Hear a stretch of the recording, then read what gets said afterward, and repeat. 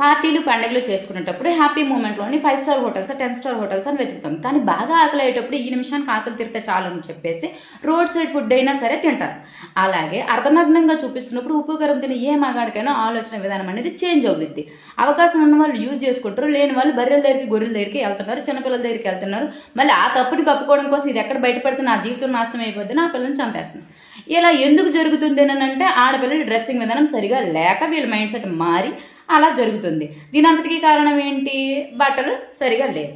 కానీ మనకి ఇవన్నీ అర్థమవుతాయా? అర్థమవుతుంది. చున్నీలు లేకుండా కింద ఎంత పైన ఎంత వేసేసుకొని బయటకు వెళ్ళిపోతూ ఉంటారు. మళ్ళీ క్యాప్షన్స్ పైన మలినమైపోయిన మగజాతి అని. ఎందుకు మలినమైపోయింది? అక్కడ మలినమైంది మగజాతి కాదు, ఆడవాళ్ళు. ఒకప్పుడు నిండుగా కప్పుకొని కాళ్ళు బొటన వేలు కూడా కనిపించినంత నిండుగా కప్పుకునేటప్పుడు జరగని హత్యలు మానభంగాలు ఇప్పుడు ఎందుకు జరుగుతున్నాయి? చూపించినట్టుగా కనిపించినట్టుగా మనం వేసే డ్రెస్సింగ్ విధానం అలా ఏడ్స్ తగలబడింది కాబట్టి. ఇది అర్థం